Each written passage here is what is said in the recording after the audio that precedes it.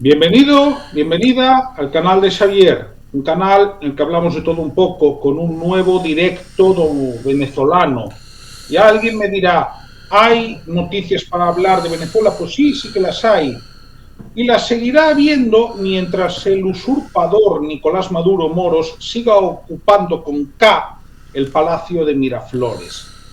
Hemos tenido noticias sobre la estrategia que están llevando a cabo las fuerzas democráticas, también sobre esa forma de manejarse que tiene la administración Trump, ambigua, también sobre cierta polémica con alacranes que no me gusta tratar demasiado, pero que he de tratar, y por otra parte también las derivadas que está teniendo esto en Europa y con determinados sectores de la izquierda como mínimo europea que no quiero dejar de tratar, entre otras cosas porque ya he tenido algún choque por ello en los últimos días. Entonces, bueno, para hablar de estos temas tenemos aquí, después de una temporada, a Juan Carlos Pérez. Gabón, Juan Carlos. Gabón o Egunon, en algún lugar del mundo, un vasco se está desayunando unas tortitas, tal vez.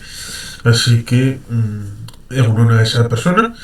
Y agradecido de estar por aquí, aunque seguramente no sea solamente venezolano, sino también nicaragüense, cubano, y defensa de todos estos movimientos por la libertad. Totalmente de acuerdo, Juan Carlos. Y muy buenas tardes, Gustavo. Gustavo Beckler. Buenas tardes para ustedes. Muchas gracias, Javier, como siempre, por la invitación. El saludo a Juan Carlos, que, bueno, nos comunicamos seguido, y el saludo a toda la gente que está del otro lado ahora o en algún otro momento viendo el diferido. Muy bien, pues yo, para poner contexto, siempre me gusta empezar con una cifra que es la que de alguna manera hace que tenga sentido lo que yo hago y sobre todo que yo trate de una forma tan habitual la cuestión de Venezuela, que son los presos políticos que hay en el país. Y quiero siempre recordarlo porque hay quien banaliza esto. Y cuando alguien lo banaliza, esta no es la cifra, perdón, la más reciente es esta, les recuerdo que tenemos 1.196 presos políticos, con fecha de 3 de febrero, 4 menores y 51 desaparecidos. Entre ellos, el yerno del presidente constitucional, porque lo que hay en Miraflores, repito, desde el 10 de enero es un ocupa, Nicolás Maduro Moros, el yerno del presidente constitucional Edmundo González Urrutia. Entonces, dando esta introducción, a mí me gustaría empezar dando la palabra para que hagamos valoraciones de lo que ha pasado esta semana en Venezuela, también con las fuerzas democráticas venezolanas y todos los movimientos que ha habido, tanto de María Corina Machado como del presidente Edmundo González, como de Enrique Capriles, por ahí Enrique Capriles otra vez, como de la administración Trump. Entonces, Juan Carlos, ¿tú qué valoración podrías hacer? Yo antes de entrar en eso, creo que puede ser interesante recordar lo que es un preso político, porque a veces se juega con la idea de no son políticos presos.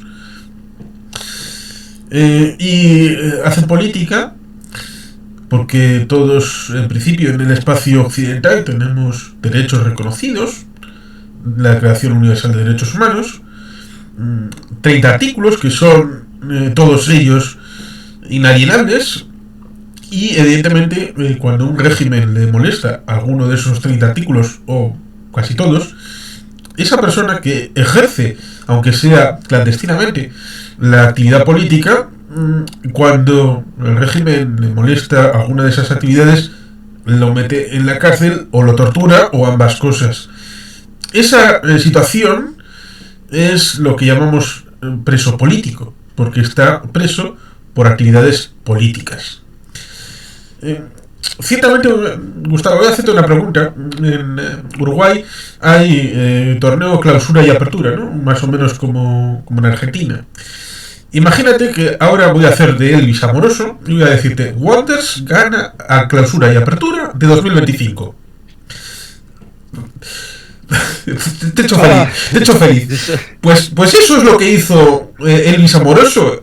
Dijo, Maduro ha ganado. ¿Por qué? Pues porque es mi novio. Es mi novio y le quiero mucho y por lo tanto ya está. ¿Tenía que probar nada? Pues como yo no tengo que probar que Wonders ha jugado ningún partido. Así ya está.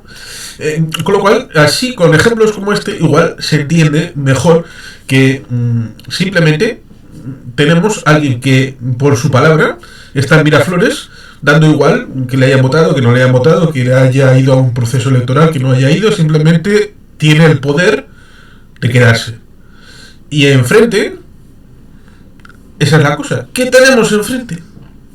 Tenemos gente protestando, tenemos gente diciendo cosas. Tenemos a María Corina en el interior haciendo declaraciones clandestinamente. Tenemos al Mundo en el exterior haciendo una tournée como presidente constitucional, pero aún no juramentado en Miraflores.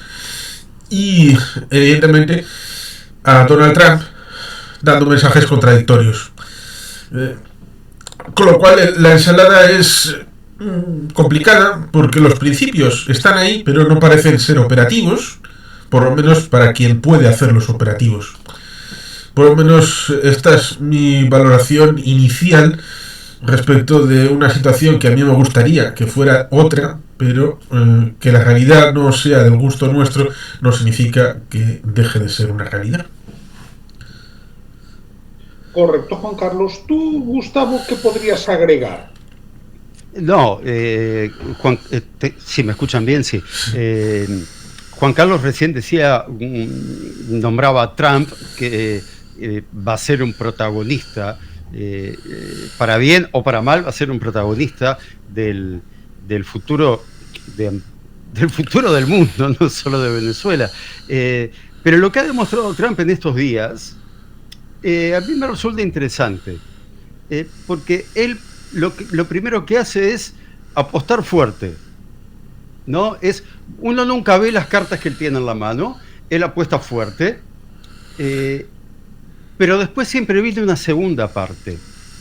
Por ejemplo, él amenazó a México, México contestó, quedó en suspenso el tema del arancel. Que ni siquiera le importaba a América Latina. Pero lo que hay que esperar es las respuestas para luego ver con qué nos viene Trump, con qué se sale. Porque él tiene la costumbre de improvisar, pero por otro lado tiene un muy buen equipo detrás. No subestimemos a nadie que llegue a ser presidente de ningún país. Hablo presidente, o sea, cargo electo democráticamente. No lo subestimemos. Si llegaron hasta ahí, por algo llegaron, ¿no? Y en el caso de Trump, por segunda vez. Creo que entre Trump y Marco Rubio van a marcar una diferencia que no fue capaz de marcar ninguno de los gobiernos anteriores de los Estados Unidos. ¿Y por qué? Alguien me dirá, pero Trump ya fue presidente. Sí, pero el problema que tiene Estados Unidos es la reelección. Cuando un presidente asume, ya está pensando cómo hacer para llegar a la próxima reelección. A Trump ahora no le importa nada. Él ya fue presidente, ya lo eligieron de vuelta, no tiene nada para perder y tiene mayoría en diputados y en senadores. Ojo sí, con Trump. Cámaras, bueno, y en la Corte Suprema más o menos también tiene una mayoría, aunque ahí tendríamos que decir que la Corte Suprema de los Estados Unidos, si la comparáramos con el Tribunal Constitucional de España, es un ejemplo de independencia e imparcialidad, ¿no? En cualquier caso, está muy bien que comentaras lo de Marco Rubio, porque Marco Rubio hizo unas declaraciones en Costa Rica a primeros de esta semana que creo que vale la pena que compartamos, que son estas. Las hizo en español. Bueno, esa es una ventaja que tenemos, ¿no? Que Marco Rubio es bilingüe, aunque bueno, como primer idioma tiene el inglés y se nota además cuando habla, pero se le entiende perfectamente. Así que lo vamos a poner. En mi opinión, esos tres regímenes que existen en Nicaragua, Venezuela y Cuba son enemigos de la humanidad y han creado una crisis migratoria. Si no fuera por esos tres regímenes, no hubiera una crisis migratoria en el hemisferio. Ellos lo han creado, porque son países donde su sistema no funciona. En el caso de Nicaragua se ha convertido en una dinastía de familia, con una copresidencia, donde básicamente han tratado de eliminar, por ejemplo, la Iglesia Católica y todos los religiosos y todo lo que cualquiera que le pueda amenazar el poder a ese régimen, lo han castigado. Y hemos visto que ustedes han tenido que enfrentar acá miles y miles y miles de nicaragüenses que están huyendo de ese sistema. La misma razón que están huyendo de Cuba, la misma razón que están huyendo de Venezuela. Mientras tanto, como dije en mis palabras, hay más norteamericanos viviendo acá que costarricenses viviendo en Estados Unidos, que es un ejemplo de lo que pasa cuando un país lo hace bien en comparación a esos países.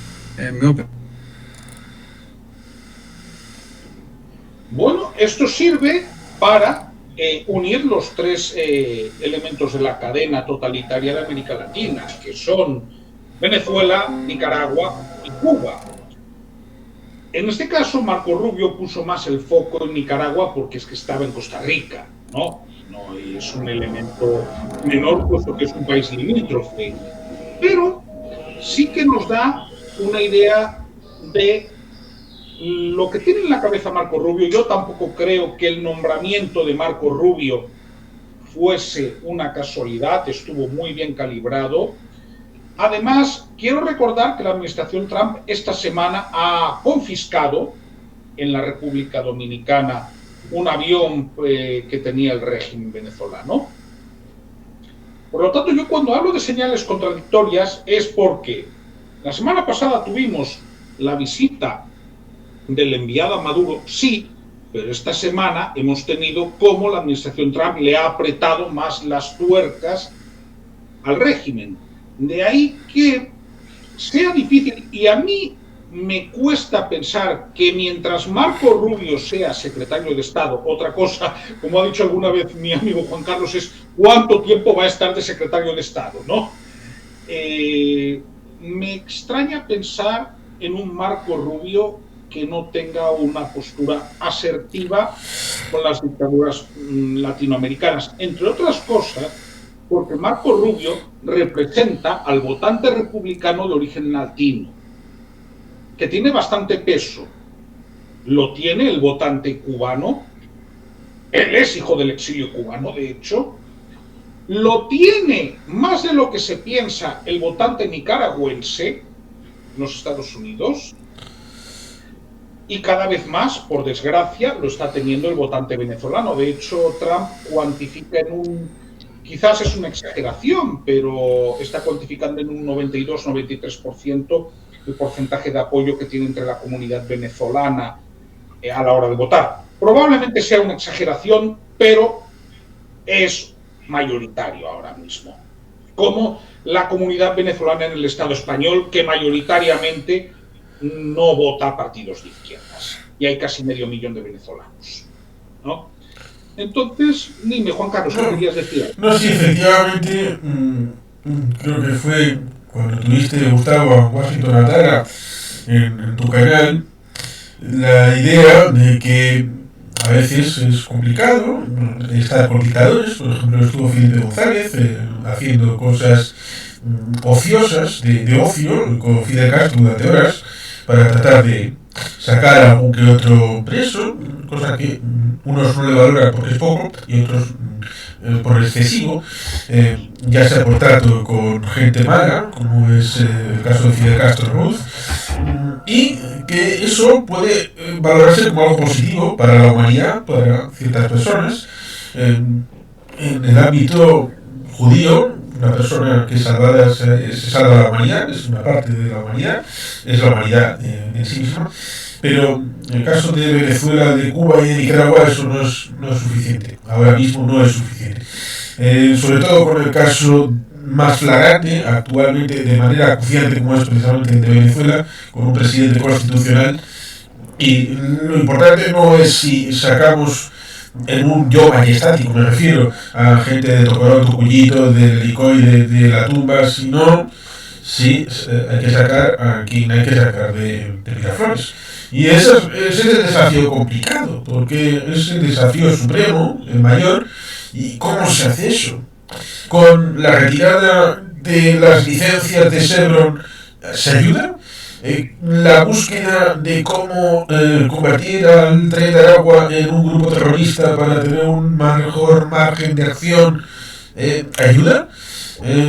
¿Cómo se hace respecto de la frontera de Colombia con Venezuela y con ese trasiego de personas, con una guerra interina entre el ELN y la FARC, que todavía siguen estando ahí, uno y otro? Para el problema de Petro me parece que no le importa este asunto, lo cual ciertamente resulta tan alucinante como que en Venezuela ha enviado a Diosdado Cabello para guardar a sus colegas terroristas, revolucionarios, narcotraficantes.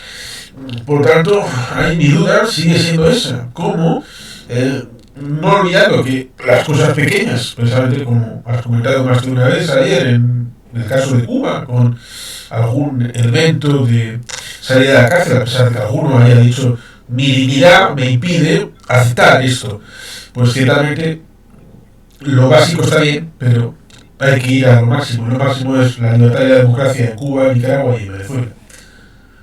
Sí, entre otras cosas porque así ya no habrá presos políticos. No nos tendremos que preocupar por ninguno más porque saldrán todos. Ese ya es un motivo. Y efectivamente, para que se cumpla lo que el pueblo venezolano dijo el 28 de julio. Que eso debería ser ley.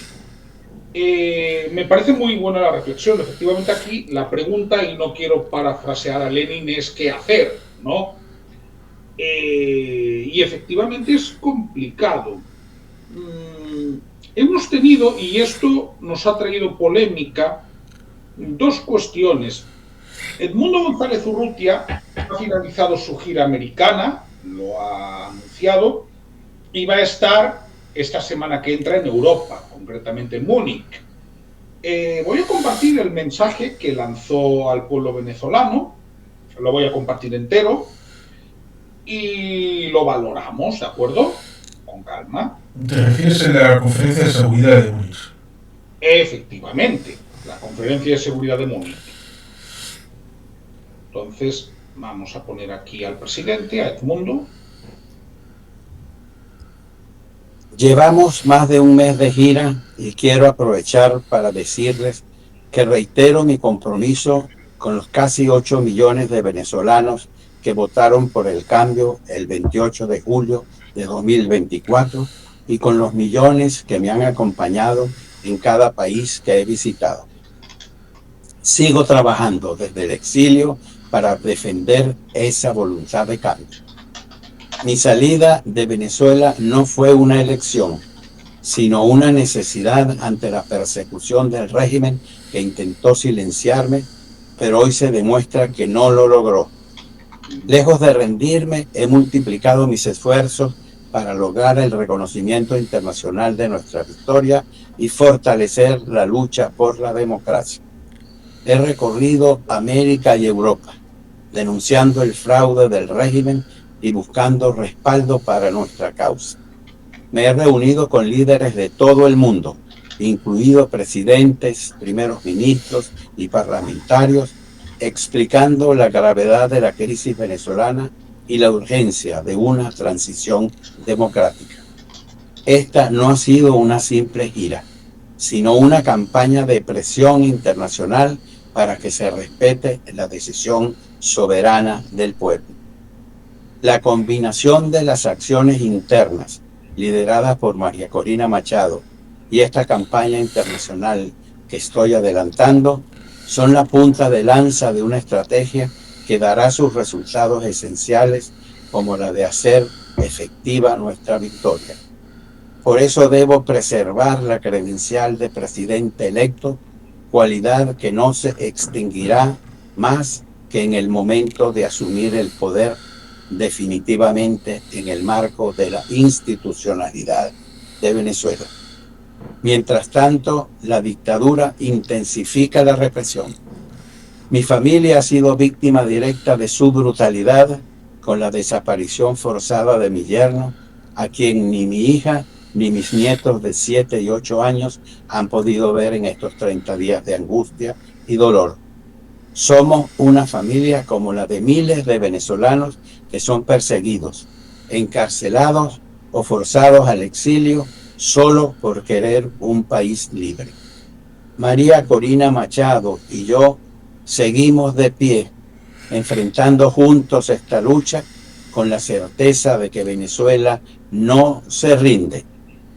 El régimen pretende desviar la atención con falsas elecciones, pero la comunidad democrática sabe que solo habrá comicios legítimos cuando se respete el resultado del 28 de julio. No participaremos en farsas diseñadas para perpetuar la dictadura. Nuestra prioridad es hacer valer el mandato que nos dio el pueblo. Y ratifico cada una de las palabras dirigidas el pasado 10 de enero a los integrantes de la Fuerza Armada, de la cual soy su legítimo comandante en jefe. La Constitución es muy clara y precisa. Los militares deben hacer respetar la soberanía expresada el 28 de julio. No hacerlo es participar en la ruptura del orden constitucional. Oficiales de la Fuerza Armada y funcionarios de las policías, cumplan con su deber. Esa es su obligación. A los millones de venezolanos que integran la diáspora, les aseguro que jamás estarán abandonados. Cuentan con nosotros, porque en todos los encuentros de este recorrido he sido firme en la solicitud de comprensión de la situación de mis compatriotas y la debida tramitación y solución adecuada de sus necesidades. En este sentido, conozco la desazón generada por la suspensión del TPS, Estatuto de Protección Temporal de los Venezolanos en los Estados Unidos. Con el equipo nuestro en ese país, estamos trabajando en las gestiones ante el gobierno del presidente Donald Trump para resolver esta situación de la manera más adecuada, tanto para ese país como para los venezolanos de bien, que son la inmensa mayoría de todos los lugares del mundo donde se encuentran. En todos nuestros encuentros en esta gira hemos podido conversar sobre las investigaciones y hallazgos de capitales provenientes de la economía oscura, como la corrupción, la comercialización de narcóticos y la explotación irregular de minerales, más las desviaciones de dinero que amasan después de vender el poco crudo que produce el país. Precisamente seguimos en nuestra ruta por Europa, comenzando la próxima semana en la Conferencia de Seguridad de Múnich 2025. Un foro global sobre políticas de seguridad y defensa que reúne a líderes políticos, militares, empresarios y expertos de todo el mundo para debatir sobre los principales desafíos de seguridad internacional. Ahí tendrá encuentros muy importantes donde abordaremos Venezuela y su impacto en el mundo. Termino este mensaje agradeciendo a todos los venezolanos que me he encontrado en esta gira. Les repito, no están solos. Seguimos trabajando para que sus derechos sean reconocidos en los países de acogida y para que pronto puedan vivir en una Venezuela libre. Nuestra lucha es firme, nuestra causa es justa y nuestra victoria es irreversible. Les bendigo y les digo que no descansaré hasta hacer cumplir la decisión de cambio del pueblo venezolano. Seguimos adelante hasta lograr la libertad. Bien, valoraciones del presidente, del mensaje del presidente constitucional Nuno González. Gustavo. Una pregunta, porque no tengo el dato. ¿Cuántos venezolanos fueron deportados de Estados Unidos en las últimas 2 semanas? Buena pregunta. No hay. Es lo que digo. Trump dice, y después hay que esperar la segunda parte para ver qué es lo que pasa. Sin embargo, A Colombia ya ha mandado varios aviones y a otros lugares ya ha mandado, pero a Venezuela no. A Venezuela lo que mandó fue un representante del gobierno a conversar, lo cual me parece muy bien, siempre tratar de tener un diálogo abierto, porque dentro de ese diálogo puede estar la oferta de, si ustedes se van, si consiguen asilo político en Turquía, nosotros se lo arreglamos. No sabemos qué es lo que negocian ahí adentro, ¿sí? No sabemos. Por eso digo, ya hubo deportaciones, pero venezolanos hasta el momento, que sepamos, ninguno. Así que esperemos la segunda parte. Sí, sobre eso había tres cosas que, a propósito de lo que ha dicho el presidente constitucional. Una primera, que bueno, hacía unos días que no escucho a Jaime Bailey, pero de las últimas veces que le escuché, decía, qué pena el señor Marco Rubio no hubiera tenido tiempo, no para hacer una videoconferencia como la tuvo con el presidente Edmundo González, porque es lo que le hubiera cogido en el Departamento de Estado, que le hubiera dado 15 minutos o 30 minutos para estar con él físicamente, se hubiera sacado unas fotos y hubiera estado ahí bien. Donald Trump, por dos veces, ha rechazado el tener un encuentro físico en Mar-a-Lago, en Florida, no quiso tenerlo, y luego en la investidura suya ni siquiera le metió dentro de la propia ceremonia. Estuvo en una anterior, en la noche antes, en un encuentro para dirigentes latinos, a través del senador Rick Scott, y no quiso ni siquiera recibirle. Podía haber cogido 10, 15, 20 minutos en la Casa Blanca, a ver si sacan unas fotos, como estuvo con Joe Biden, y no ha sido así. Esperemos que tal vez en algún momento. La pena que me da es, y si quieres puedes citar a continuación lo que ha sucedido respecto de lo que vas a poner del vídeo de María Corina, y es el hecho de que quiere ser un zapatero bis. Me explico. Si quisiera ser un mediador, entonces tendría que congraciarse con las dos partes que quieran, pero claro, es que aquí partimos de una diferencia. Una parte es la agredida y otra es la ocupante, con lo cual no puedes poner en el mismo plano a una parte y otra, aun cuando pretendas ser mediador entre las dos partes. La otra cosa que quería decir era sobre bueno, la segunda no me recuerdo exactamente ahora mismo, que la tercera era sobre el tema de las elecciones, que evidentemente que a un ratón le permitan votar el color del gato, hombre, pues no es una elección auténtica. Igual le gustaría elegir conejos o jarzas, ¿no? Pero exactamente al pueblo venezolano la única elección que le pueden ofrecer es ¿qué dictador quieres? ¿Que lleve franela roja? ¿Que lleve franela más larga, más corta?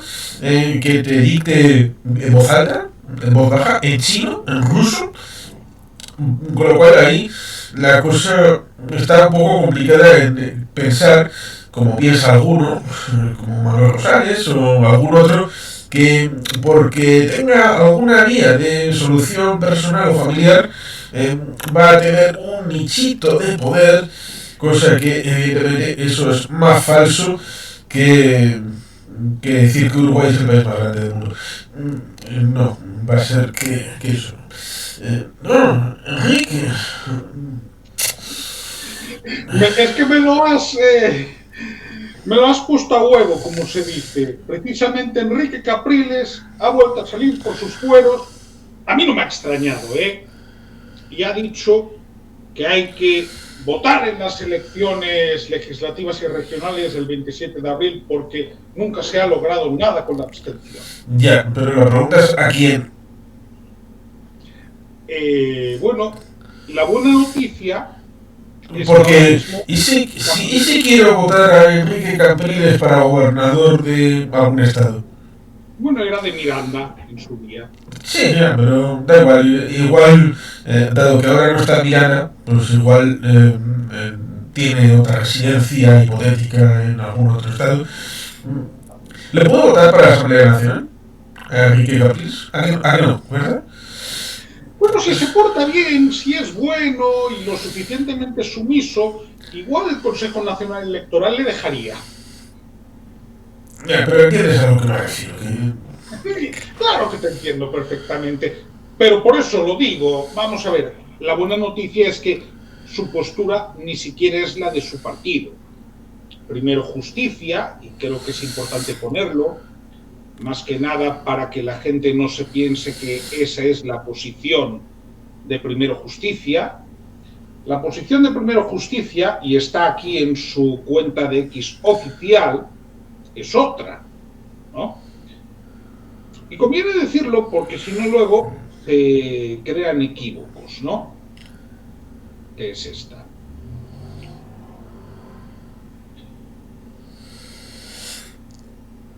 La voy a leer.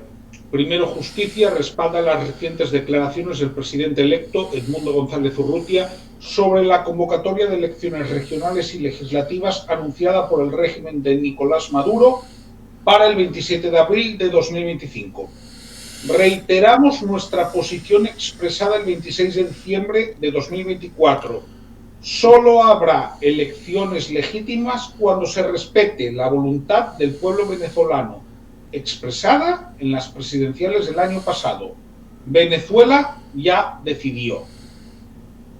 Quede claro, pues, que esta es la posición de Enrique Capriles, pero ni siquiera la del partido al que él pertenece.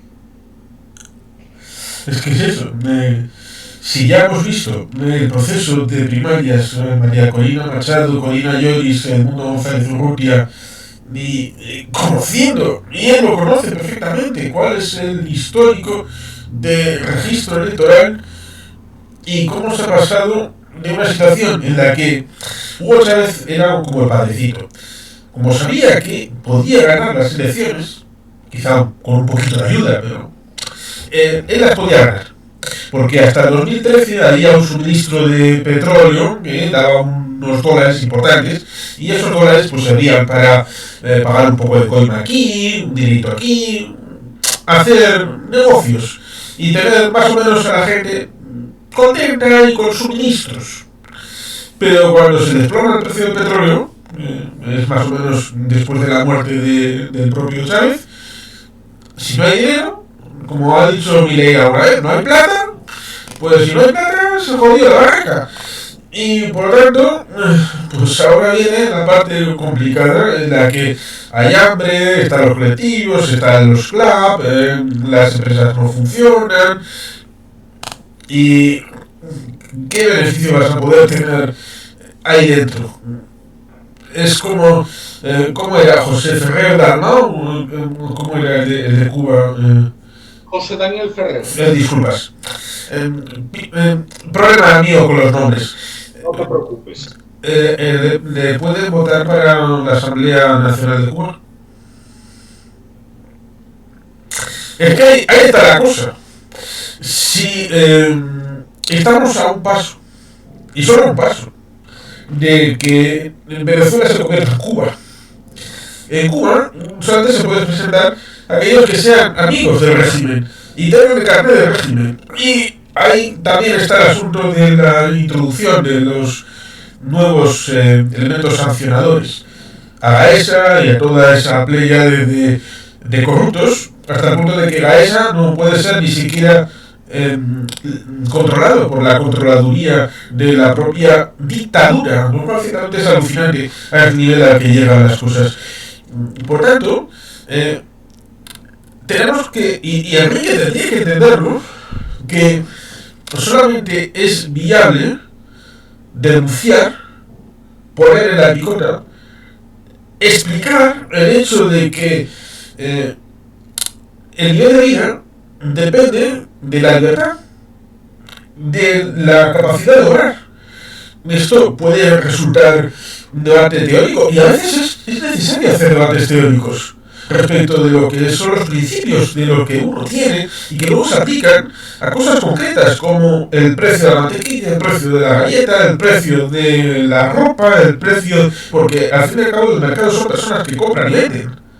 Y si no hay libertad para que esas personas produzcan, para que esas personas compren, para que esas personas vendan, entonces hay alguien que está mediatizando el mercado, que está mediatizando a las personas y que evidentemente esto China lo comprendió. A finales de los años 80 lo comprendió de shopping y hicieron la apertura de unos espacios controlados. Luego al final se dio cuenta de podemos hacer que el partido siga, pero la economía libre. ¿Para qué? Para que la gente pueda tolerar ceder libertad a cambio de prosperidad. En Venezuela no tiene libertad y no tiene prosperidad, pero tiene represión, como en Cuba y como en Nicaragua. Ese es el problema. Gustavo, tú antes comentabas lo de los espacios de diálogo, pero yo te voy a preguntar, ¿tú ves algún tipo de espacio de diálogo o utilidad en lo de las elecciones, entre aspas, el 27 de abril?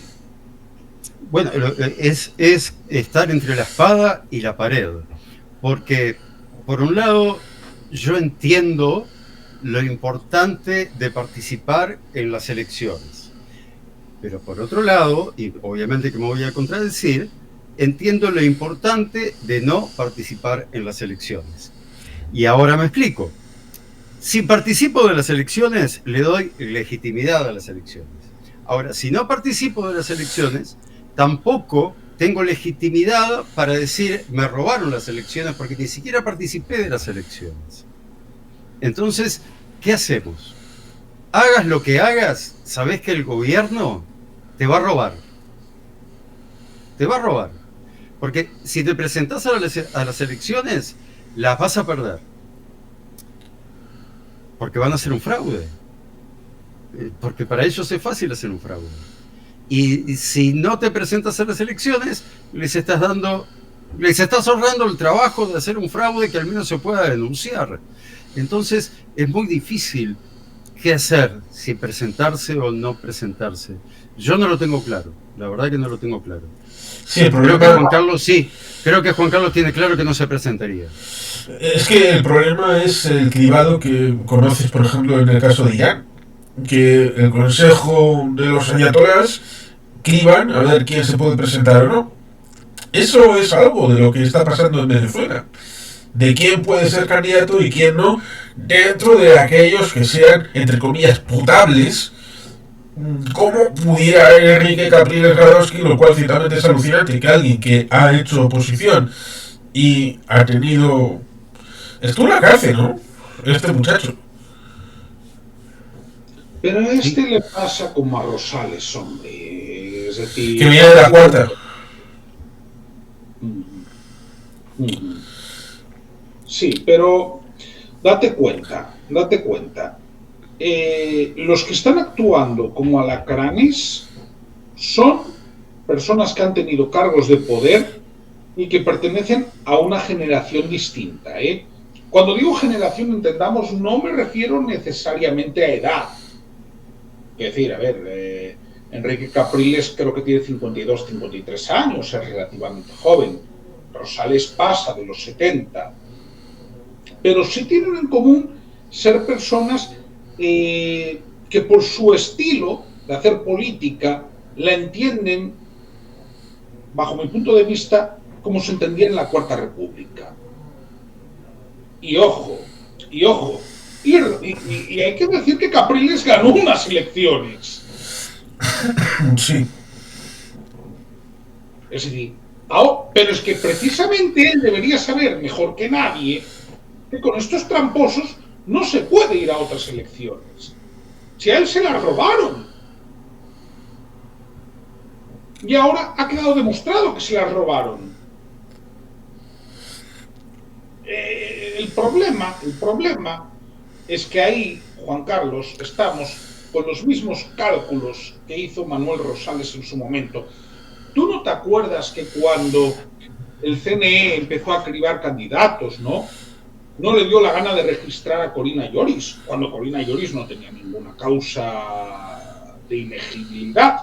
No la registraron y punto. Sí, como cuando en los ayatolás se les ocurrió esta Mahmoud Ahmadinejad otra vez para presidente de Irán, vaya que no.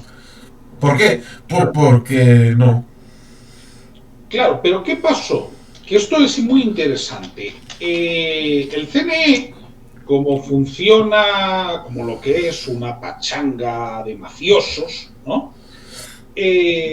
Bueno, creó un plazo especial, una prórroga, ¿no? Para que no se dijera. Entonces, en esa prórroga, Manuel Rosales se metió como candidato. Y eso sí que lo aceptaba el régimen. Sí. Entonces lo que pasó es que a última hora, bueno, la unidad presentó a Edmundo, el régimen dijo, bueno, un abuelito, ¿no? Que debe tener casi 75 años, que no lo conoce nadie. Este no va a sacar ningún voto, ¿no? Ahí pecaron de soberbia, en el sentido de que no se dieron cuenta del arrastre que tenía María Corina Machado. Y al final se les volvió en su contra. Pero quiero decir, este juego de intentar contemporizar con el régimen, es que ya lo hemos visto. Lo vimos con Manuel Rosales, que fue candidato frente a Chávez, ojo, en el 2006. Un sparring bastante blando, por cierto, para Chávez.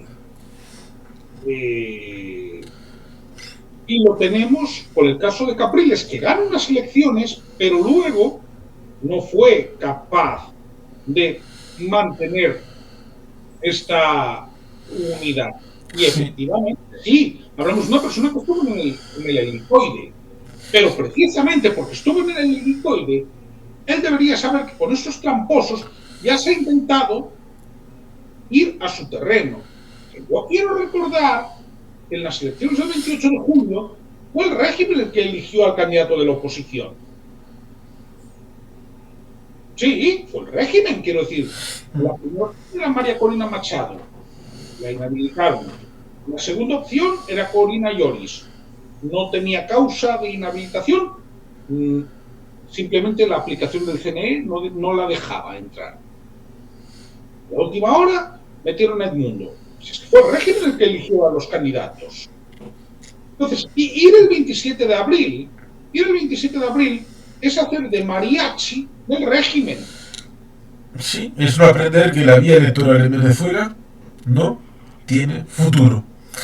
Y que lo ha aprendido en el año 2013 Capriles, lo tendría que haber aprendido Guaidó en 2019, también debería de ser un aprendizaje. Y voy a poner un ejemplo de situación complicada. No, tal vez similar a lo de Capriles, similar a lo de Guaidó, que es Svetlana Tijanostaya. Ganadora moral, y tal vez de los números, a pesar de que no se pueda probar, de las elecciones en Belarus en 2020. ¿Ahora dónde está? ¿Quién se acuerda de ella? ¿Qué ha sido de ella estando fuera? Porque yo no me olvido del pecado de José Luis Rodríguez Zapatero de sacar al mundo de Venezuela, cosa que no era imprescindible. Y por tanto, esa situación actual, que podría haber sido distinta si el mundo hubiera estado en la propia Venezuela, tal vez habría sido más fácil llegar a Miraflores, haber hecho la juramentación, igual alguna alternativa dentro de la propia Caracas, una juramentación doble, una legal y legítima y otra farsa, como hubiera sido la de Maduro con aquella madrugada, por lo cual toda esta historia evidentemente tiene el problema del tiempo. El problema del tiempo respecto de en favor de quién transcurre.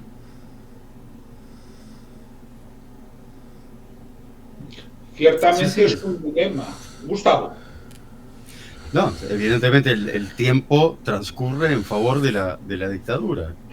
Eso está claro. El tema es, siempre volvemos a lo mismo, ¿cuáles son los caminos? ¿Cuáles son los caminos? Y en Uruguay, por ejemplo, que tuvimos una dictadura se salió de una manera que a mucha gente en su momento no le gustó, pero fue la manera de salir, que fue negociar con la dictadura. La dictadura sabía que no tenía mucho futuro ya, y de esa manera se pudo, bueno, en América Latina las dictaduras fueron cayendo casi como en un juego de dominó. Y acá se llamó se llamó un plebiscito, donde se votaba por sí o por no. Si ganaba el sí, continuaba la dictadura. Si ganaba el no, se abrían las negociaciones con los partidos políticos, e increíblemente ganó el no. Fue la primera vez que una dictadura en el mundo perdió una elección, y la oposición democrática ganó con un 55%. ¿En qué año fue? En el año, si mal no recuerdo, 82, el plebiscito fue 81-82. Es decir, ese fue el modelo en el que luego se inspiró Chile. Claro. Sí. Hubo una diferencia, ¿no? Fue mucho más abusivo Pinochet en su salida del gobierno que lo que pasó aquí en Uruguay. Pero se llegó de esa manera, mediante el diálogo y la negociación. Y está. No veo otra posibilidad que no sea mediante diálogo, y porque no van a llegar helicópteros norteamericanos a llevarse a Maduro a una cárcel. No va a pasar eso. Espero que no pase, de hecho. Porque no estaría bueno. Es el propio pueblo venezolano el que tiene que encontrar los caminos para terminar con Maduro. ¿Cuáles son los caminos? No sé. Eso que has dicho es muy interesante, porque nos trae a colación la intervención que tuvo ayer María Corina Machado. La voy a poner entera y voy a aclarar dos cosas antes de ponerla. En primer lugar, yo a título personal no simpatizo con el grupo Patriotas por Europa, lo quiero dejar bien claro. En segundo lugar, esta intervención, hablo por lo que a mí me toca y sin nombrar a otras personas, me trajo ayer una discusión muy fuerte, y explicaré después los motivos, pero lo que voy a hacer es que la gente la pueda ver. Pondremos contexto después, porque además creo que es muy importante para entender cuál es la estrategia que ahora quieren llevar a cabo las fuerzas democráticas. Esto también hay que entenderlo en el contexto de que María Corina Machado pidió el apoyo para Daniel Noboa en las elecciones que hoy se han celebrado y se están celebrando todavía en Ecuador, ¿no? Todo esto viene con un contexto similar. Entonces, yo voy a compartir. El contexto, evidentemente, amerita que comente lo que ya te dije por privado, que es que Juan de Ajula Guerra, alguien que tiene un ascendiente moral sobre los que estuvieron presos porque él, estando en el País Vasco francés, viendo que estaban a punto de ser traicionados por los italianos y a través de ellos por los franquistas en el Pacto de Santoña, volvió, se aterrizó en Laredo, hizo un sorteo a ver quién se quedaba y quién se iba, y dijo: quitad mi nombre de aquí, yo voy directo a la cárcel, y si hay que fusilarme, si alguien me va a fusilar en la dictadura franquista, yo voy a la muerte. Por lo tanto, esta persona, que fue una referencia moral, no solamente para los nacionalistas vascos, no solamente para los de la JPNV, sino para cualquier opositor a la dictadura franquista en los años 40, en los momentos en los que estuvo encarcelado, cuando llegó la transición, dijo: el PNV tiene que estar en todos los foros en los que haya un interés vasco en juego, aunque sea un congreso de bomberos. Este es el contexto en el que yo interpreto que María Corina tiene que hacerse congraciar primero con Donald Trump, que es amigo de los Patriots, con aquellos que votaron en el Congreso de Diputados en septiembre de 2024 y en el Parlamento Europeo en una diferencia de 8 días, el 11 y el 19 de septiembre, y Vox, organizador de este sarao, estuvo votando a favor de la candidatura de Edmundo González Urrutia en el Congreso de Diputados y en el Parlamento Europeo. Por tanto, es comprensible, a pesar de que a mí no me guste ni siquiera que se llamen Patriots, porque Patriots soy yo, que soy Abachare de AJPNV. Pero dejando eso a un lado, es comprensible que María Corina vele por los intereses de Venezuela allá donde pueda, allá donde le dejen, en todo momento y condición. Así que adelante con el mensaje. Gracias. Voy a ponerlo y luego lo comentamos. Un gran saludo a todos desde Venezuela. Agradezco a Santiago Abascal por la invitación a esta reunión del Partido Europeo Patriotas, la primera desde que asumió la presidencia del grupo. Agradezco también a todos los amigos reunidos en Madrid, de los distintos partidos y organizaciones de Europa. Estamos viviendo en tiempo real un mundo de cambios vertiginosos, donde las sociedades entienden por fin la importancia de la libertad y que para lograrla y preservarla hay que garantizar seguridad, prosperidad y sentido común. Hay también conciencia de que la nuestra es una lucha global. Las que ocurren en Europa, como las que damos en Venezuela, tienen los mismos propósitos, valores y enemigos. Como nunca, los enemigos de la libertad están presentes y desplegados por el mundo entero. Se coordinan, se complementan y se defienden entre ellos.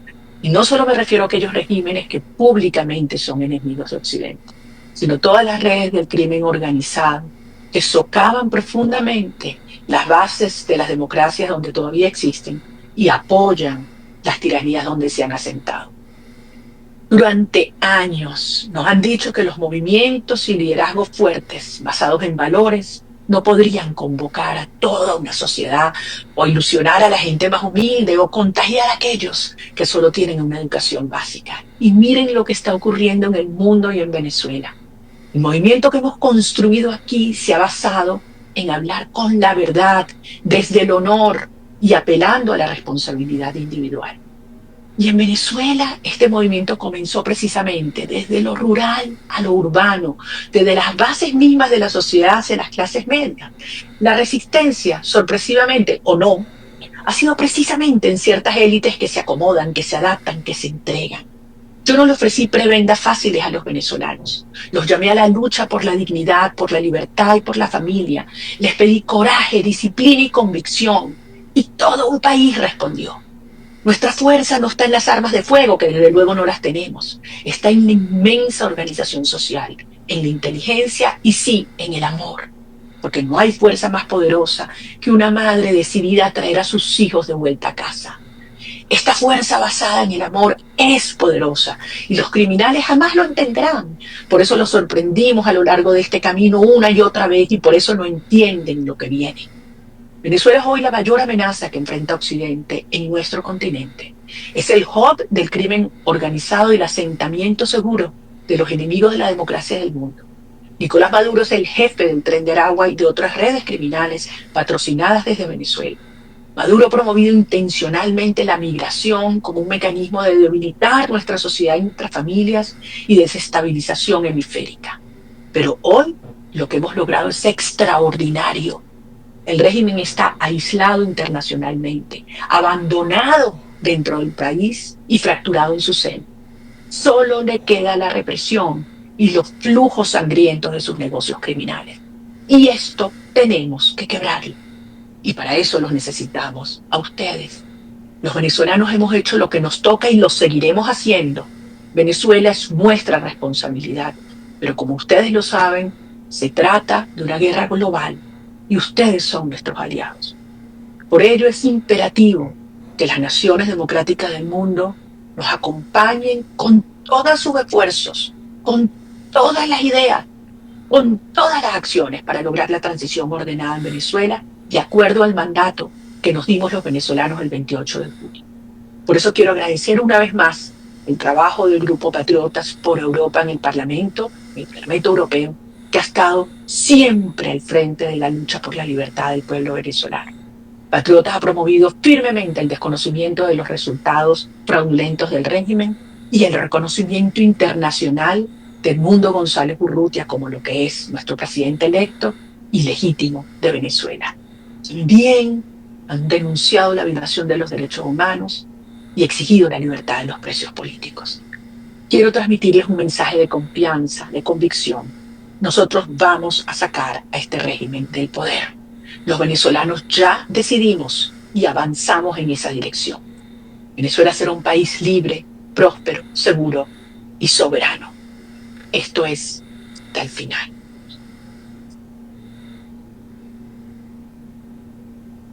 Bien, primero te voy a dar la palabra, Gustavo, luego Juan Carlos y luego comento yo.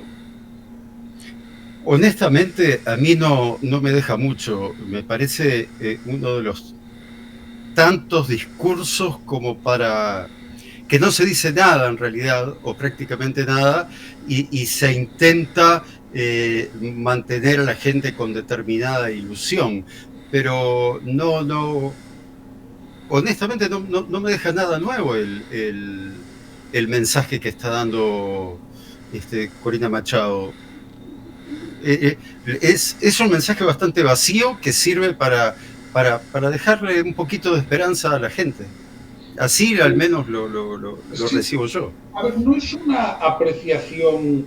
A ver, visto desde fuera, esa es una apreciación válida. Luego hay un contexto que vamos a añadir, ¿no?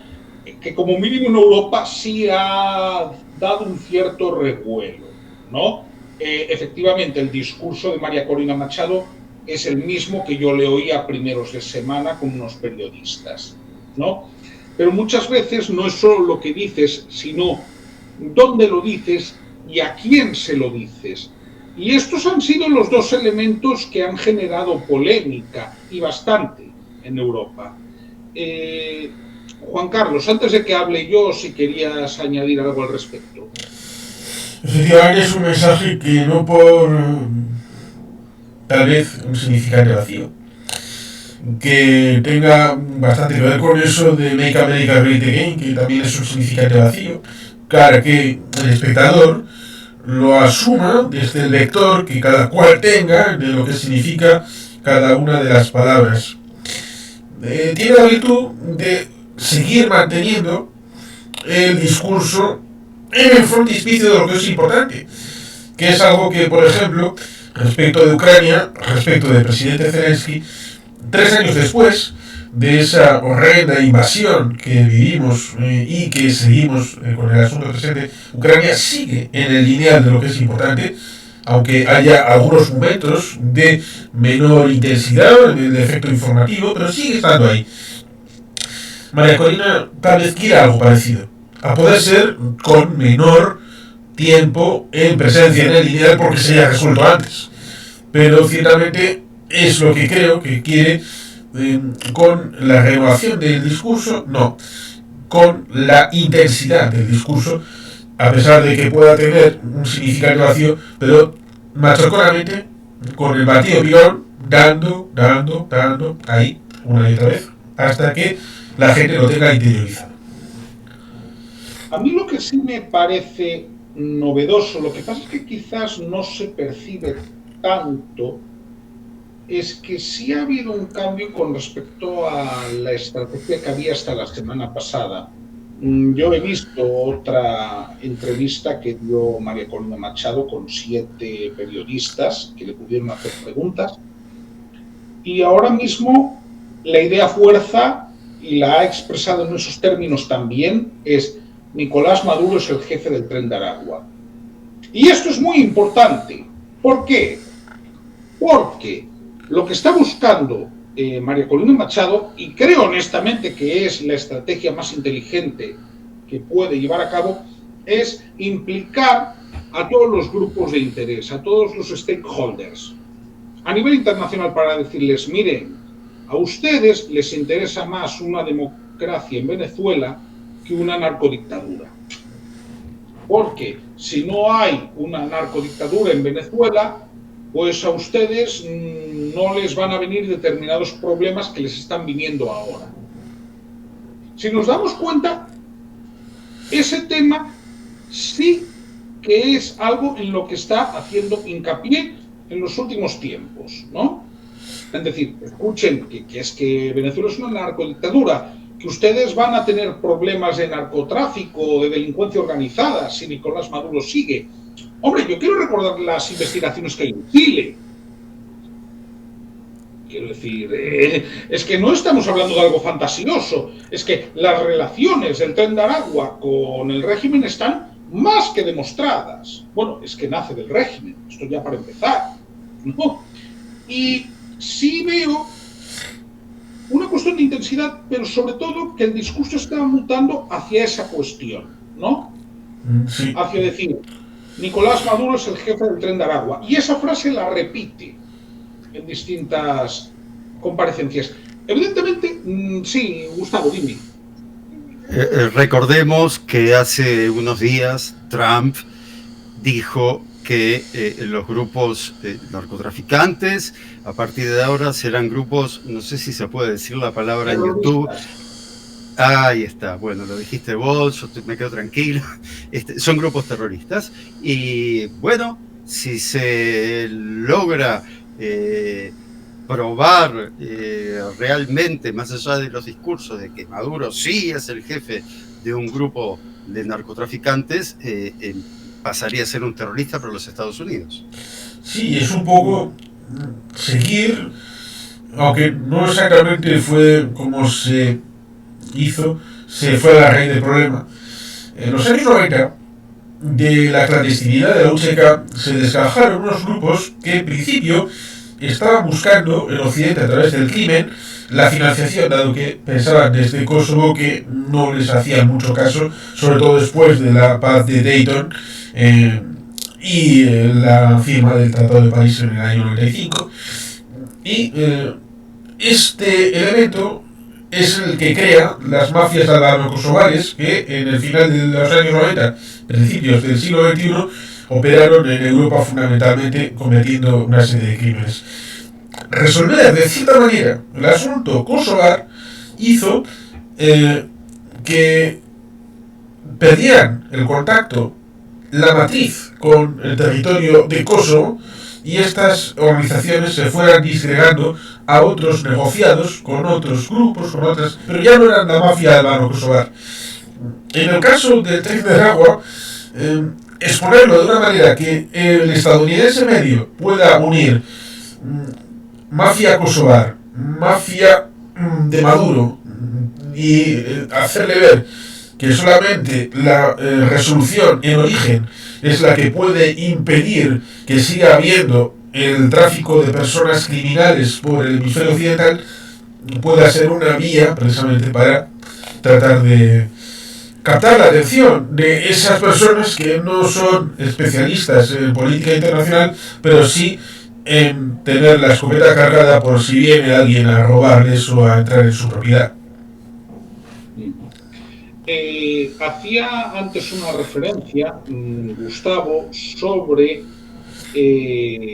¿cómo se dice?, la calificación que había hecho Donald Trump. Bueno, yo me voy a limitar a compartir la información sobre una orden ejecutiva que firmó, ¿de acuerdo? Y ahí cada cual que considere lo que quiera. Sobre el Tren de Aragua y sobre los cárteles mexicanos. Aquí la tenemos. ¿De acuerdo? Además lo hizo nada más asumir el cargo. Bien. Entonces, quería comentar, porque creo que esto es importante, un problema que hubo, bueno, más que un problema, un debate que se ha abierto y que a mí personalmente me preocupa, entre determinados sectores de la izquierda que quizás estaban deseosos de decirlo, tampoco vamos a ser hipócritas, pero que ayer utilizaron gruesos insultos contra María Corina Machado por su saludo al grupo Patriotas por Europa. Y claro, yo digo lo siguiente, tenemos que recordar que María Corina Machado está resguardada, está escondida en Venezuela. Tenemos que recordar que Edmundo González está exiliado y con su yerno desaparecido, probablemente secuestrado por la dictadura. Es decir, El problema que veo en la izquierda europea y también latinoamericana es que están intentando convertir a la víctima en victimario. Ojo. Y digo esto porque quiero recordar que el Partido Socialista en el Parlamento Europeo no ha reconocido a Edmundo González como presidente. Y en el Congreso tampoco. Y en Moncloa tampoco. El gobierno español. Y efectivamente en el Congreso no votaron a favor. Me acuerdo perfectamente. Si eso salió adelante porque votó a favor el PNV. Además, aquel día los de Junts, ¿no?, que tienen estas cosas, pues se fueron de celebración. No les dio la gana de votar. No, me acuerdo, fue el 11 de septiembre, de hecho. Pero comento esto porque nos estamos encontrando con este discurso, ¿no? Este discurso donde, por la estrategia de María Corina Machado, se intenta socavar su credibilidad. Y yo ahí me pregunto, ¿cómo se actúa ante estos discursos que no tienen nada de inocente? No nos equivoquemos, ¿eh? A ver, es un modus operandi, pero no de la izquierda. Es un modus operandi de la izquierda, extremista y de la derecha extremista. O sea, a mí me pasó el otro día en un video de YouTube en mi canal, me puse para hacer el video nosotros acá esto le llamamos remera, no sé cómo le dicen ustedes. Camiseta, bueno, remera, camiseta, con la bandera de Estados Unidos. Y hubo comentarios que me decían, con esa bandera no podés opinar. Pero claro, es el comentario de la gente de izquierda. ¿Qué hubiera pasado si yo me hubiera puesto una camiseta con la cara del Che Guevara? Exactamente lo mismo, pero la gente de derecha me hubiera dicho, con el Che Guevara no, entonces tu opinión no vale. Juan Carlos, sacame a Juan Carlos del aire, ¿sabes? Entonces, esa es la bandera de una democracia, mejor o peor, pero es una democracia. Entonces, a mí el otro día también un amigo me decía, porque yo en un video hice referencia a una senadora uruguaya que es de derecha, me decía, bueno, si vos vas a estar en el lugar de esta senadora, ya me queda claro cuáles son tus ideas políticas. A lo que yo le contesté, bueno, si vos vas a estar de acuerdo, y ahora lo pongo en contexto, con quienes celebran la toma de Pando, también ya sé de qué lado estás vos. La toma de Pando fue en plena democracia. El movimiento guerrillero Tupamaro tomó una ciudad que se llama Pando para robar el banco. ¿Sí? Para robar el banco fue. Y bueno, y ahí murió un policía, murieron una serie de tupamaros y también murieron algunos, no recuerdo cuántos, pero si fueron 2 o 3 personas que estaban en el lugar y se comieron alguna bala perdida. Entonces es lo mismo, yo no puedo deslegitimar el discurso de alguien porque ese alguien habló de un movimiento que me puede gustar o no, pero que está dentro de la democracia. Porque este movimiento, que obviamente por su nombre es de derecha y de una derecha fuerte, me imagino que no andan haciendo reivindicaciones, como dice Juan Carlos, del pintor austríaco. Correcto. Entonces, son parte del juego democrático, nos podrán gustar o no, pero hay que respetarlos dentro de los límites. Lo mismo a la izquierda. ¿O acaso Pablo Iglesias no es una persona que sale en los medios, que habla, que opina? Y sin embargo sabemos que no es un demócrata. Utiliza la democracia, pero no es un demócrata. Y en la derecha pasa lo mismo. Y ya lo hemos hablado, Xavier. Pasó con Maduro. ¿Cómo llega Maduro al poder? Utilizó la democracia. Utilizó la democracia para luego perpetuarse en el poder. Y así son las derechas y las izquierdas, izquierda. En el caso de Maduro, quiero aclarar, no pertenece ni a una izquierda ni a una derecha, pertenece a un grupo de mafiosos que manejan cantidades muy importantes de dinero y a él le tocó estar en el lugar indicado el día que el jefe murió. Sí, más o menos fue eso. Sí, y hay quien dice que estaba más o menos digamos que fue preparado en La Habana. Que no sorprendería si Maduro fuera más melifluo y servil a los regidores de La Habana, tal y como está ahora también ocupada desde hace bastante más, fue 66 años de ocupación, pero que sería como una antena en Caracas por parte del servicio de inteligencia cubano. Lo que iba a decir, y puede que genere más polémica de lo que has dicho tú, aunque no haya sido del todo explícito respecto de lo que sucedió ayer. Pobre pulpo, pobre pulpo. Matar un pulpo para no disfrutarlo, eso sí es un sacrilegio. Y encima en una de las mejores pulperías de Galicia, pues, te aconsejo. Pues eso, si se mata el pulpo hay que disfrutarlo y tomarlo bien, con un buen espíritu y con buen... iba a decir ribeiro, pero como soy abstemio, pues lo que sea. Para mí, y te lo comenté, Maduro, Videla, Galtieri, Pinochet, son la misma basura, la misma mierda, la misma asquerosidad y excrecencia. Cuando hacen desaparecidos, son los mismos desaparecidos. Es la misma historia, la misma dictadura, la misma lucha. Por eso, cuando entendemos que se elija desde la izquierda el tema de la Operación Cóndor, pero la Operación Cóndor es una respuesta. Es algo que se responde por la Operación OLAS 1967 en La Habana y las consecuencias de la OLAS, que es respondida por la Operación Cóndor. Es el problema de los factores, que algunos, para contar su historia, quitan la causa y te exponen la consecuencia. Con una dictadura, evidentemente, sea del cariz que sea, la consecuencia va a ser ponerse en el mismo término de destrucción de la legalidad, de destrucción de las vidas, que hacen las dictaduras llamadas de izquierdas, de derechas. Maduro podría pasar por ser de extrema derecha, pero perfectamente. No hay ningún problema, porque las políticas las firma Benito Mussolini y el pintor austríaco también te las firma. No hay ningún problema. También pasa, por citar a Nicaragua, dicen, el pintor austríaco, el acuarelista, dicen que estaba bautizado y que era católico en origen. Pero las políticas le llevaron a encarcelar en campos de concentración y de exterminio no solamente a miembros de la comunidad judía a través de la SOA, sino también a evangélicos, católicos, protestantes.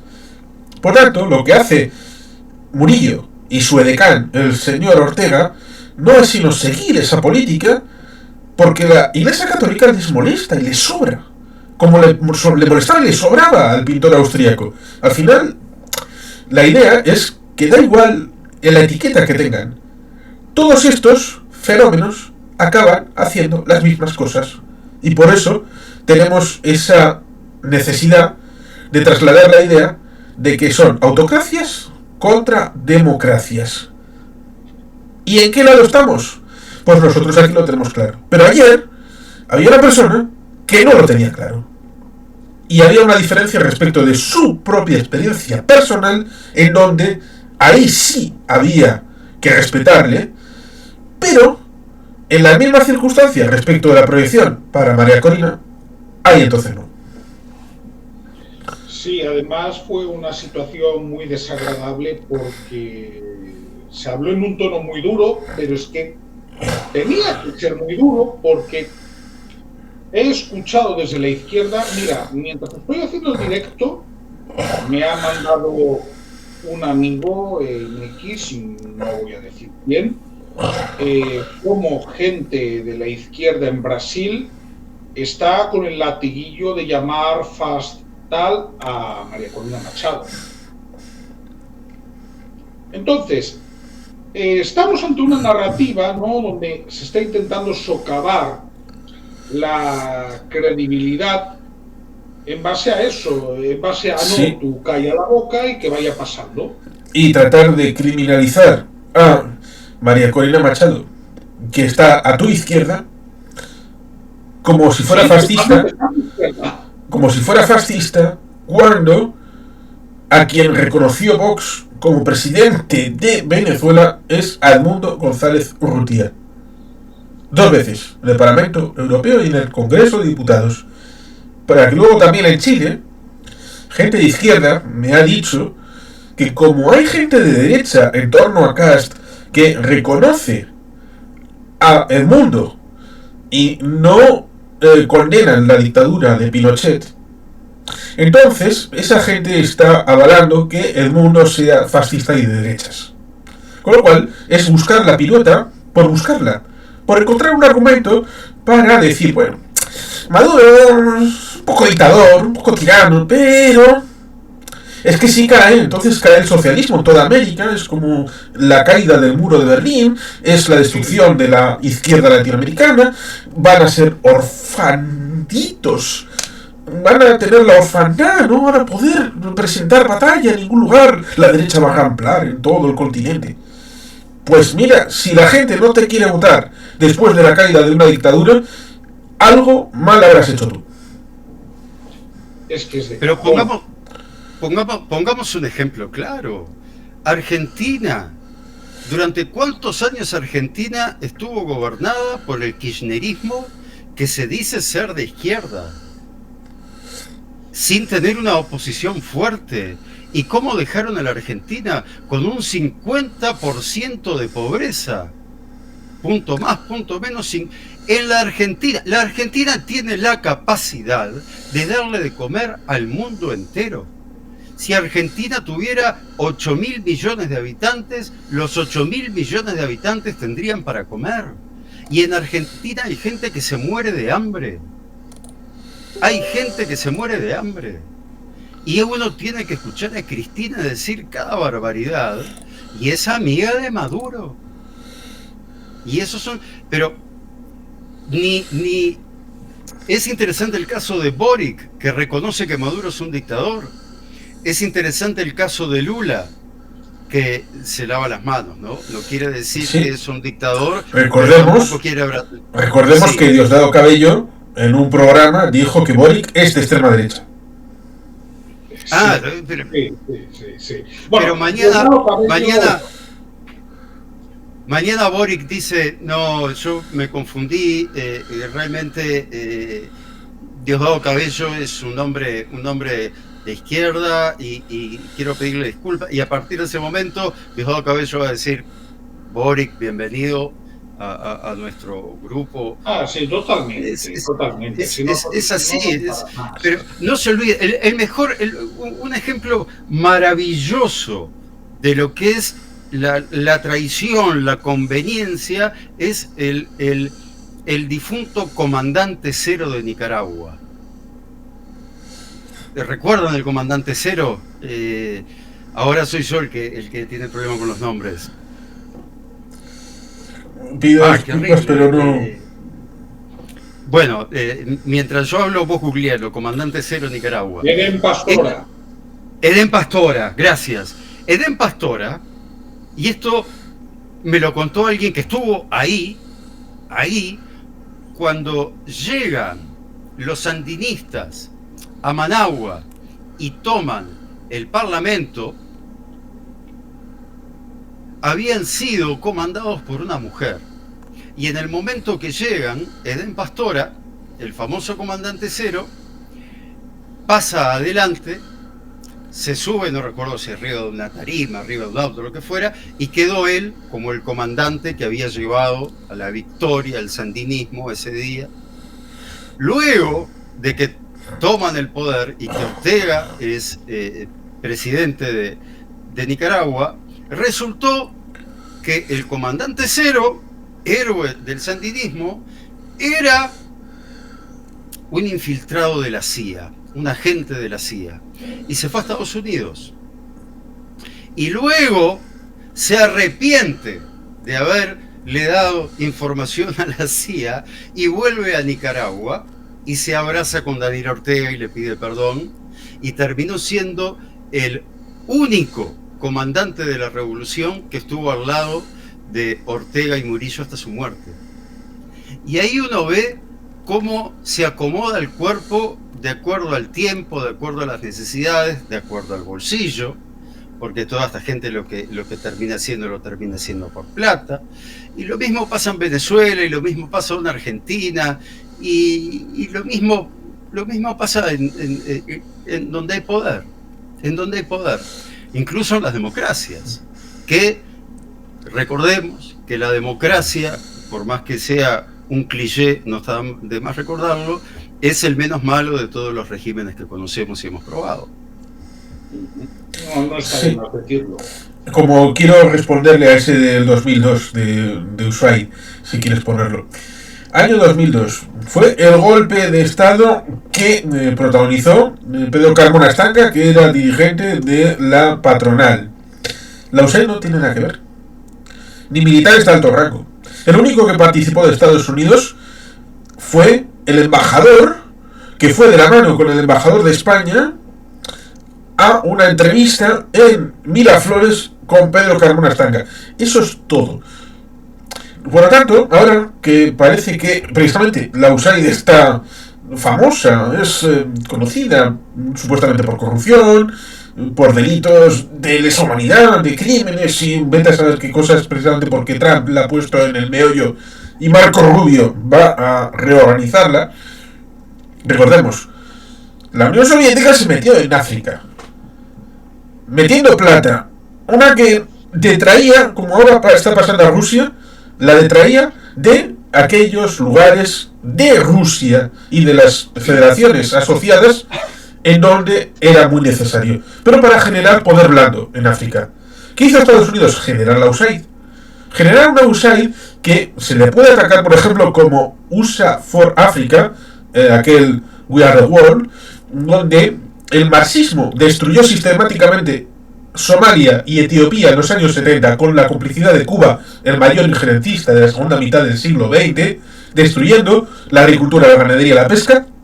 Y los Estados Unidos, en su movimiento naif, hacen una canción, envían ayuda humanitaria en vez de ir a la raíz. Pero eso no significa que sean corruptos, que sean ingenuos, que sean tontos, que sean tal vez inútiles, pero no corruptos. La USAID está para generar poder blando.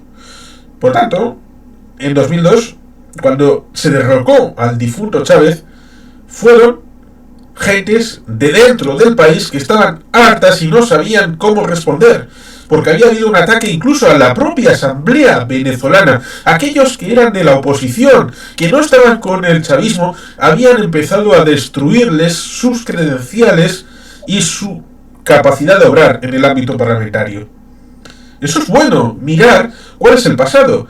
¿Qué pasaba en el año 2000 con la constituyente? ¿Qué pasaba en el año 2001? ¿Qué problemas administrativos y políticos había con los partidos que no eran el PSUV? Que todavía el PSUV no existía, era el movimiento Quinta República. Por tanto, el pueblo noble organizado 48 horas entre el 11 y el 13 de abril de ese 2002 lo hizo como reacción a un movimiento torpe, mal organizado, mal hecho, que solamente tuvo algún efecto en alguna televisora, que tuvo algún efecto en una reunión que se hizo en Miraflores, pero no más. Si hubiera estado organizado por USAID o por altos mandos de Estados Unidos, ese golpe habría triunfado. Precisamente, el problema es que pasó como en el Caracazo en el 89, que hubo una explosión, en este caso de parte de la oposición, sin una jerarquía, sin una estructura, y el pueblo, opuesto con más o menos la misma organización, y luego a las de 48 horas ya más o menos estructurado, a través de Diosdado, que actuó como presidente interino, rescataron de la horchila al presidente Hugo Chávez, y lo sé porque en aquel momento yo fui uno de los que estuvo tuiteando y poniendo cosas en Facebook en defensa de la revolución bolivariana.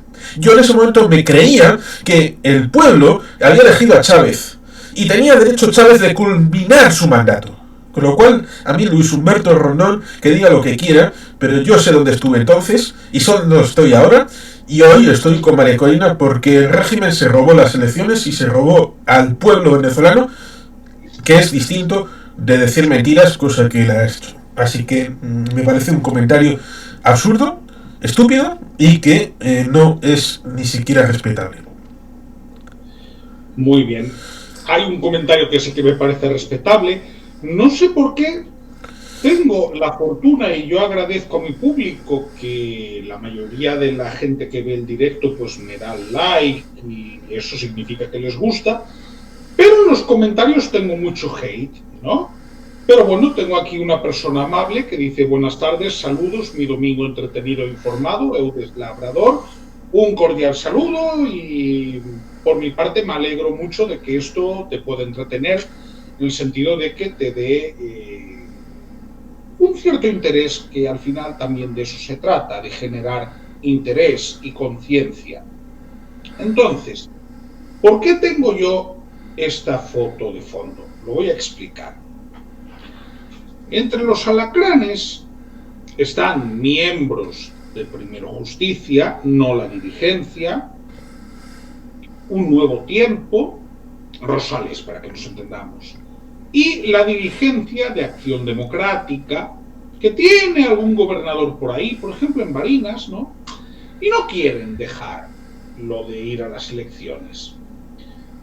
He puesto esto porque en esta concentración en Miami, que se celebró ayer, miembros de la diáspora venezolana incluyeron los presos políticos que tiene cada partido. ¿De acuerdo? Pues por ejemplo, 20 Venezuela tiene 79, Voluntad Popular tiene 19, COPEI aún existe, tiene 3, el Movimiento por Venezuela tiene 1, Primero Justicia tiene 19 y Acción Democrática tiene 13. Bien, esto para las familias de los presos políticos de Acción Democrática. Mi solidaridad con ellos es la misma que tengo para el resto de presos políticos. Si alguna vez quieren que visibilice algo, lo voy a visibilizar igual con los demás. Yo ataco a la dirigencia del partido, pero no a ustedes ni a sus familiares. Quiero que esto quede muy claro. Mi problema no es con los afiliados de Acción Democrática que están en prisión, ni con sus seres queridos. Quería hacer esta aclaración que me parecía pertinente. Y entonces creo que podríamos hacer una última ronda de conclusiones, de cómo vemos la cuestión y nada, de ver cómo irá de cara al futuro. Y Gustavo aprovecha también para hacer alguna mención a Nicaragua. No, como te decía hoy, a mí me duele Nicaragua porque conozco cosas de cerca, porque gente que estuvo allí desde que estuvo luchando en la selva para derrotar la dictadura de Somoza, ¿verdad? Sí, de Somoza, sí. Es gente que me ha contado todo lo que ha ido pasando después y cómo fueron traicionados. Entonces es bueno que la gente sepa que de aquel movimiento sandinista revolucionario donde un montón de jóvenes dieron sus vidas para derrocar una dictadura, lo que terminaron haciendo fue cambiar una dictadura por otra. Es verdad que en una primera etapa Ortega llamó a elecciones, que las perdió, que le entregó el gobierno a quien ganó las elecciones, pero luego, cuando él volvió a ganar las elecciones, utilizó la democracia para perpetuarse en el poder. Al punto que él en su momento hizo una reforma constitucional para que no existiera reelección, cosa que a mí me puso re feliz, porque yo soy una de esas personas que está totalmente en contra de la reelección, porque considero que el presidente tiene que estar pensando en el gobierno y no pensando en su futuro. ¿Qué hizo Ortega?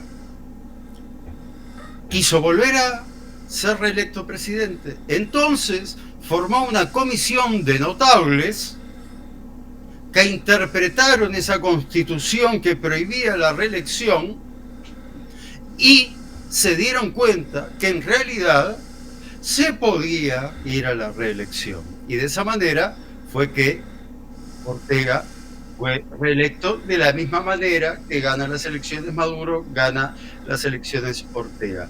Tienen excelentes profesores. No subestimemos a Cuba. Cuba tiene más de 60 años de experiencia en dictadura, sabe cómo preparar a su gente, sabe cómo reprimir, sabe cómo ponerle mordazas al pueblo, sabe cómo dirigir a Maduro como si fuera un cachorrito ciego. Juan Carlos. Efectivamente, la situación es complicada, sobre todo cuando existe gente que está dispuesta a cambiar el orden del relato, como en 1984 con Winston, que hace el papel de reciclador de las historias del ayer para que la gente no recuerde, sino tal y como el régimen quiere que, el gran hermano quiere que se recuerde las historias, para no ser contradictorio el mensaje de la reducción de la onza de chocolate de hoy respecto de lo que ayer dijeron que iba a ser el suministro. Hasta el punto de que en Cuba han eliminado la canasta básica porque ni siquiera pueden llegar a eso. Y por supuesto los cortes de electricidad y todo lo que significa. Con respecto a Nicaragua, yo tengo una particular circunstancia con una persona de Eibar llamada Rafa Erce, que tiene a bien hacer teatro y que en los años 80 estuvo como voluntario en la revolución sandinista y aportando allí codo con codo y con la camiseta de tirante sudada por el amor a la revolución. Esta persona, con el caso de Ucrania, pero también había sido por el tema de Venezuela, acabó pidiéndome en Facebook que yo la bloqueara a ella, que yo le bloqueara a esa persona, porque como habríamos comentado más de una vez con Mosé Rocén, compran el campismo, todo el paquete completo. Si estás con Maduro, estás con Ortega, si estás con Ortega, estás con Putin, si estás con Putin, estás con Hamas, si estás con Corea del Norte, estás con el otro, estás con la lista completa. Y como yo estaba con cosas que en la lista iba, bueno, este está enfrente de esto también, y enfrente está este también, con lo cual yo estaba tan enfrente que acabó harto de mí. Pero en vez de borrarme él, me pidió que yo le borrara a él y que le bloqueara yo. Al final tuvo que hacerlo él, lógicamente. Evidentemente, lo que quiero decir es que la posición, cuando uno acepta unos principios básicos que, como dije, había que decirlos una vez, pero repetirlos, como dijo Miquel Laboa en una de sus canciones, Guraïcha, que San Berri Cézanne, es de la Gal, el Urrabesa la sé. Debemos de contar nuestras palabras una y otra vez para que no se pierdan como la nieve.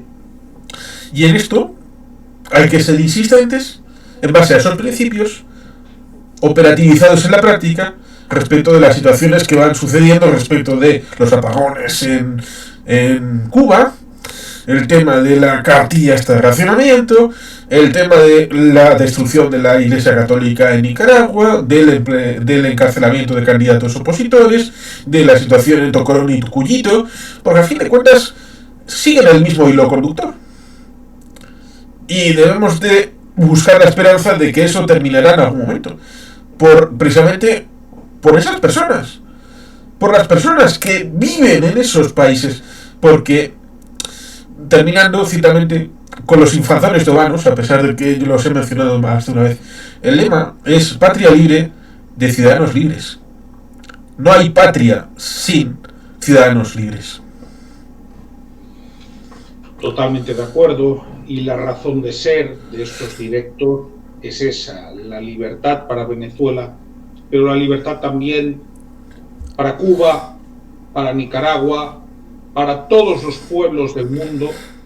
Hacemos especial hincapié en América Latina, quizás porque culturalmente tenemos más proximidad, pero esa libertad es universal.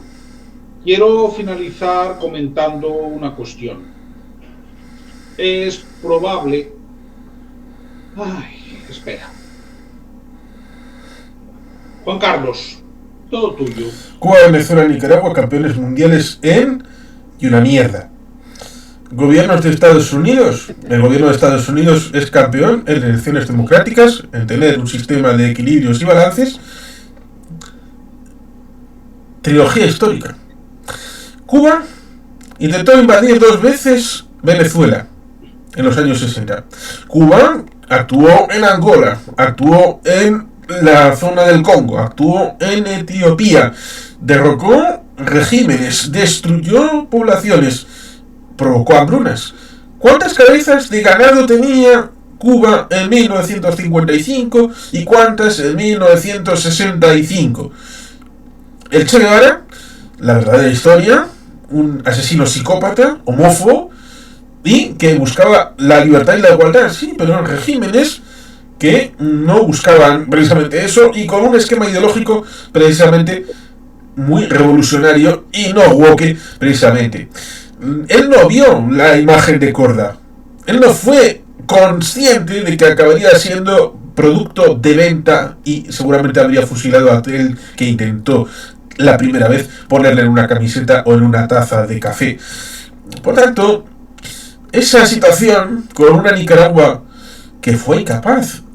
Luis Humberto Rondón, te propongo un asunto. Estudia lo que pasó en Honduras en 2009, cuando se dio el golpe a Mel Zelaya. ¿Qué hizo Cuba? ¿Qué hizo Venezuela? ¿Qué hizo Nicaragua, que está justo al ladito de Honduras, para restituir a Mel Zelaya en el golpe que dio Micheletti? Nada. No tuvieron huevos para hacer nada. No tuvieron cojones para tratar de devolver a Mel Zelaya. Hubo que esperar a que la gente se cansara de Juan Orlando Ortega, que, por cierto, narcodictador, no. Narcotraficante, sí. ¿Dónde está? En una cárcel de Estados Unidos. Ojo, cuidado, ¿eh? Era amigo de Estados Unidos y está en una cárcel de Estados Unidos. La ley se cumple. Al sur de la frontera con plomo o plata, al norte de la frontera con jueces y tribunales.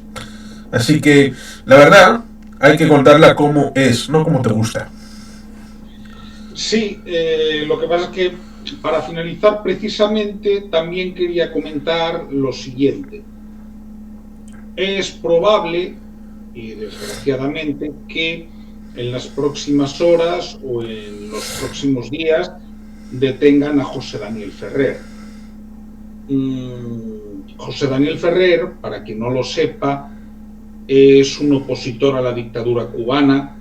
Se ha comido 11 años de prisión y cuando fue excarcelado dijo abiertamente que él no aceptaba esa excarcelación porque él no había cometido ningún delito para estar preso.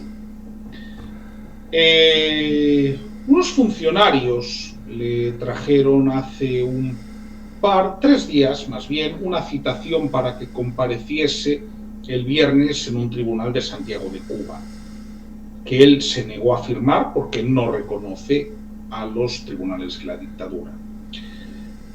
Si lo detienen, vamos a hacer un seguimiento como lo hacemos con todo aquello que se considera de interés y de importancia. Lo seguiremos haciendo con Venezuela, lo seguiremos haciendo con Cuba y ya digo que en breve haremos un directo sobre Nicaragua, que es un tema que tampoco queremos dejar de lado. Agradecer a las personas que han estado hasta ahora y quiero finalizar, dándoos las gracias, por supuesto, a ti, Juan Carlos, y a ti, Gustavo. Y finalizo diciendo, como digo siempre, gloria al bravo pueblo. Patria y vida, venceremos.